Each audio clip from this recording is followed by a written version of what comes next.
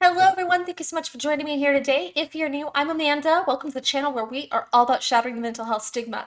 If you haven't already, make sure you make sweet love to that subscribe button so you're not missing any of these reactions, any of my vlogs about my mental health journey, or any of my celebrity interviews about their mental health journeys. Today, I am feeling a little sassy. So while this isn't a Patreon request, I'm going to go ahead and link that below so you can get priority song requests, see what I'm up to with my mental health outreach, jump on live streams with me, get personalized pictures, and so much more.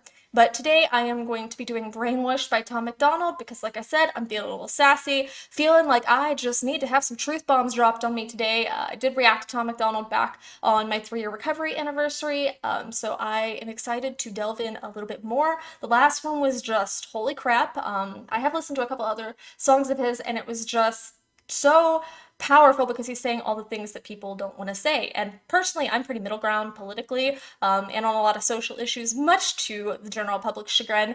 But I relate a lot to the things he says, so I'm excited to see how much I get out of this, how many truth bombs, how much energy, how much I can just vent a little bit. So let's go. Brainwashed by Tom MacDonald.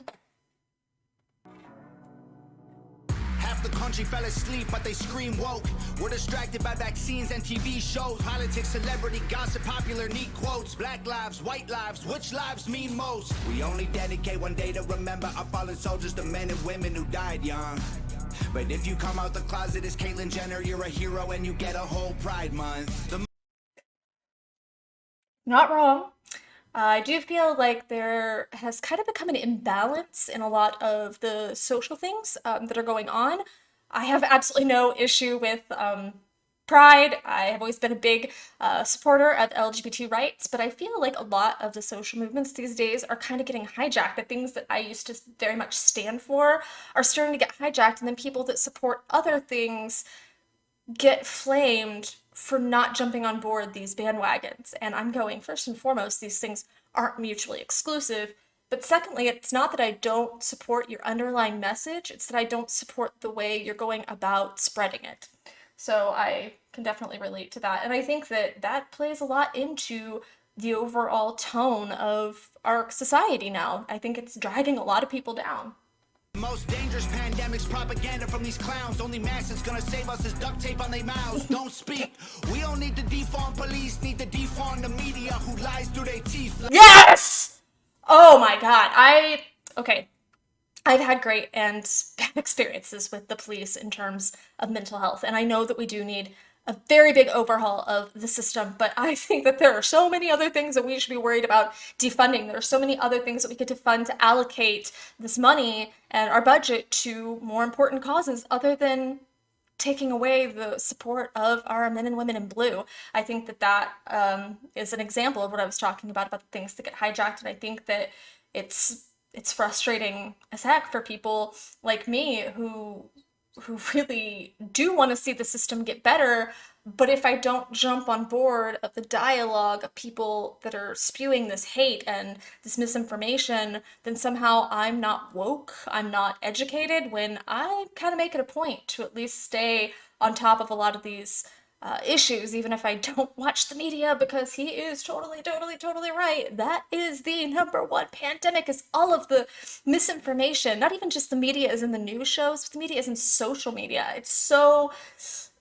negative, it's so toxic, and it's having a horrible effect on the mental health of our society at this point. Like, big pharma doesn't cure you, dog, cause every patient that gets cured is a customer lost. And big oil runs the world, the only wars that get fought are with the countries who have natural resources they want. Heard him claiming if a white man braids his hair and likes rap, he's appropriating culture. But if a white man acts too white, he's white trash, he's a racist, he's a bigot, he's a monster. Let's just have the conversation. Not every liberal is dumb, not all Republicans are racist. Thank you. Thank you so much. I'm so tired of being pigeonholed into these definitions. I think that we've now flipped the script so that we're demonizing white men when they're the ones that are struggling with depression, suicide. They're the ones that are struggling with a lot of these issues. And by all means, I want to see everyone treated equal. I want to see everyone receive care that they deserve and be respected. But we can't toss one category of the population under the bus to save another. And I don't understand how people aren't getting that, but it's so true that I know very educated liberals and I know very tolerant Republicans. It has nothing to do with your party line. It has to do with whether or not you're drinking the Kool-Aid that people are giving you, whether or not you can think for yourself while still adhering to this party or these groups. I mean, you can support something and not be completely drug into it, you know? Just because you think that one side is better than the other side doesn't make you a bad person. So I think that's really powerful that he's saying, I've always said that this isn't a left or a right issue. This is a fact that our system is broken issue. This is a fact that, as he's saying, like the money is in all the wrong places. And I went to school for holistic nutrition. I graduated back in 2011. And we talked a lot about this issue, even though it wasn't talked about in the public very much. We talked a lot in school about how, why on earth would they want to cure you? Because that loses them money. Don't you think it's weird that all these cancer organizations have been around for decades and cancer still isn't cured, but we can create all this other amazing technology and have all these other amazing advances? Now, I'm not a cancer expert and I know that there is definitely a lot to it, but I just find it very strange that there's all these organizations that stand for these certain diseases and we're not making any genuine progress for any of them. That seems a little weird. The government wants everybody fighting with their neighbors because they know that if we get along, we'll probably go against them. They can't stop us because we're ready to fight, trying to brainwash us. But we won't let freedom die. The whole world's brainwashed. Everybody pick a team, start a riot in the streets. The whole world's brainwashed. It's us against them, it ain't you against me. How did monkeys become people and people turned into sheep? They put fluoride in the water that's keeping us all asleep. Claim they want what's best for us, I find it hard to believe. Cause they've been selling us cigarettes since we was 18. Fake news, fake woke, distract and divide. You're either right or you're left or you're black or you're white. Big tech don't need a microchip to hack in your life. Cause the phone inside your pocket is a tracking device. I have had so many situations. I didn't used to buy into that. I used to think, oh, people are just conspiracy theorists. Until I've had situations where I'll be talking about something with a friend, and then all of a sudden I start getting a bunch of ads for that thing, even though that thing isn't in pop culture, it's not relevant. There's no reason it should be popping up on my phone, but then all of a sudden it's popping up. And I think that goes back into the whole concept of how social media is affecting us and how we're pretty much being fed what we want to see. And I know the Social Dilemma talked about this. I did watch that after doing my interview with John Karabi at his suggestion. I watched that, and it's true. We're literally being fed the narrative that we want to hear. So if we already believe X, Y, Z, then our media, our phones, all those things are going to feed us what we already believe. So we're not going to be getting a whole lot of posts or a whole lot of information from various sources where we can learn and grow and get other insights, and listen to other people's opinions. We're not getting that. So that has such a huge effect on people's mental health because it just reiterates that us versus them mentality. So now it's, well, I'm right and you're wrong, and this matters and this doesn't, instead of understanding that we're all really trying. We do the things that we do because we think it's what's best.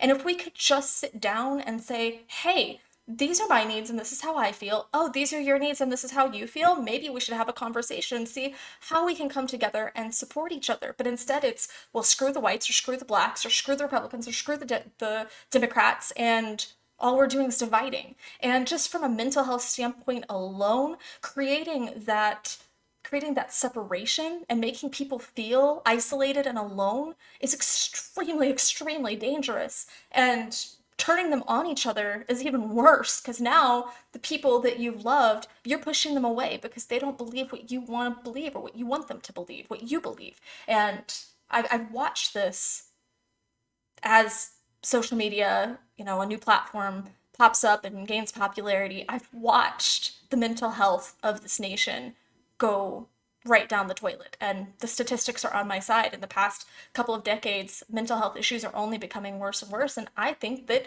the media and social media is a huge part of that. I had posted about the 30 days I took off Facebook, and it made a huge difference. When I stopped watching the news, it made a huge difference. And I found that I could listen to other people more and see where they were, meet them where they were, and then start to evaluate their needs. And that's kind of how we move forward. And I don't know what I'm more sick of, rappers or Joe Biden looking like he ate 100 Xanax for dinner. Cause censoring the president and kicking him off Twitter is a bigger threat to freedom than foreign ballistic missiles. You don't trust the police or the government, but you want people giving up their right to own a firearm. Why would you be comfortable if police and the government the only people on the planet with the right to buy a gun? White privilege getting amplified to reinforce division. It convinces white people that they're favored by their skin, and black people getting angry because they're told they're treated different. So the conflict is between us and never with the system. Let's just have the conversation. Not every liberal is dumb, not all Republicans are racist. The government wants everybody fighting with their neighbors because they know that if we get along, we'll probably go against them. They can't stop us, cause we're ready to fight, trying to brainwash us.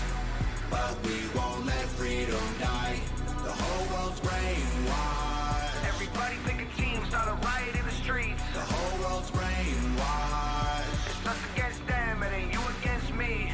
Step 1, train the people only to consume. Step 2, infiltrate adults with the news. Step 3, indoctrinate the children through the schools and the music and the apps on the phones that they use. Step 4, separate the right from the left. Step 5, separate the white from the black. Step 6, separate the rich from the poor. Use religion and equality to separate them more. Step 7, fabricate a problem, made a lie. Step 8, put it on the news every night. Step 9, when people start to fight and divide, take control. This is called situational design.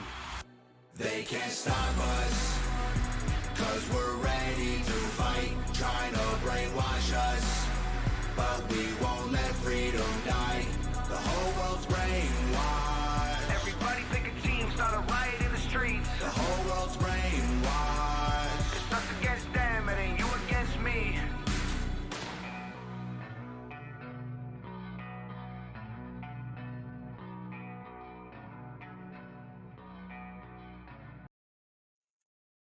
You know, I desperately wish right now that I could just say, oh, he's full of crap and it's all just his propaganda and he just wants to be famous. I wish I could say that right now. I really, really do. I really wish that I could say that everything he brought up is just absolute BS and there's no merit to it, but it's unfortunately disturbingly true that I really think it is very much methodical. I think that what they've been doing, the steps that he was outlining, is very methodical and very purposeful. And I do think that it really is all about control in the end, that they're trying to treat us like we're idiots first and foremost. And with all due respect, a lot of people are becoming that way. His reference to sheep, that's how we're becoming. And I don't talk a lot about politics or social issues because I just believe in helping people as I see them, you know? And if I can make a bigger difference, great, I would love to do that. But I don't want to get sucked into these organizations or these movements because then I think that that puts me at a disadvantage to understand my opposition. And I've been in that place several times in my life where I did get very involved in particular organizations that tended to have a slant one way or another. And I found that it was very quick. I would develop that us versus them mentality, that it was, okay, these are my people and I'm right and we have the truth and you don't and you're wrong. And it could be over certain things being legal, it can be over religion. I've had a lot of those things during my life. It's just tragic because we could be sticking together and working together and seeing this person is a fellow human and they're struggling. I don't care what your skin color is. I don't care what your sexual preference is. I don't care what your gender is. I don't care. Like, I love you as a human. I don't care what your mental disorder is. I don't care. And that's what I wish more people would get to. Because nowadays, saying I don't care, people tell you that you're complacent. I'm not complacent. I will take action. I will help you. I will love you. I will do anything in the world for you. But I'm not going to say that guy is the problem and the reason and blame everyone else when there's things that we could be doing in our own communities to improve things, and there's ways that we could be showing love. Do I think people need to stand up for themselves? Yes. Do I think that we need to speak out? Yes. Do I think that we need to be making social change? Yes, because like I said, on a mental health front, these things need to be addressed before we can move forward. However, if we are if we're just attacking other groups, especially groups that have no ill will, and I don't believe that most of the groups that are attacked do. I think that most the Caucasian men I know are wonderful human beings, and they're trying and they're dedicated to their families. I also know many African Americans that are the same. It has nothing to do with skin color. It has everything to do with, are you an a-hole or not? And if you are, then I'll denounce you. But I'm not going to denounce an entire segment of people because I've pigeonhole them into a certain definition. I mean, there are groups, obviously, I disagree with and I would very much stand out against, but for the most part, I just think that we're reading too much into the narratives that people are giving us, and that makes me sad, because if we want to move forward on any level whatsoever with literally anything, we have to start listening to each other. Because even just from a communication standpoint, let's look at this as a relationship. If you're in a relationship and you go to your partner and you start well, you did this and you did that and you're wrong, you know what's going to happen? Your partner is immediately going to stonewall you. They're immediately going to put their walls up. They're not going to listen to a thing you have to say. No problems are going to get solved, right? So why are we doing this with people that don't agree with us? Why aren't we saying, you know what, when you do this, it makes me feel this way. That's how I'm feeling. And this is what I need, and I want to listen to what you need. Why can't we treat this more like a healthy relationship or like a healthy friendship and have healthy communication? It's not impossible. I think that this is an amazing part of the mental health conversation, just from the aspect of what the media is doing to us, what social media is doing to us, the effect it's having on our youth, on our, even on adults. You know, I feel like on the youth, it's more of a self-esteem thing, that it's affecting self-esteem, that we have created an entire generation that accepts an addiction. We now socially accept an addiction. We hand our kids iPads for hours and hours. We put our kids in front of TVs for hours and hours. We sit on our phones and scroll for 5 hours a day. And we are now treating this as normal, and then wondering why we're having all these issues with anxiety and depression and imposter syndrome, and we're comparing ourselves to people constantly, and we're not open to listening anymore. So I encourage you to listen. Go onto a post. Just go onto social media. This is one time I'm going to tell you it's okay to go on social media. Go onto social media and find someone that you disagree with. It could be a family member, it could be a political person, it could be a friend, and just read a post that is about something you disagree with. Do not respond to it. Just go read it and let it sink in, and try to think about where they are coming from. Try to think about what they are trying to accomplish. Try to think about what good they could possibly be trying to accomplish. Because most of the time, even on people that I disagree with, if I just take time to read a post and then walk away and not react to it, usually I can find some tiny, usually little itty bitty, minuscule thing that I can say, you know what? I see where they're coming from. I might still disagree with them, but I see where they're coming from. I encourage you to do that. And like always, leave your mental health stories here in the description below, or in the comments below. Not in the description, you can't edit that. In the comments below, so we can work on shattering the mental health stigma. Come here, build community here. Let's build positivity here, instead of falling into the rabbit hole of all this negativity, of all this judgment, of all this anger. Let's build positivity here. Like I said before, if you haven't already, make sure you make sweet, sweet love to that subscribe button. Click the bell so you're not missing any of these videos. Like, comment, and share, because you never know who might need to see this video. I love you guys so, so, so much. Mwah.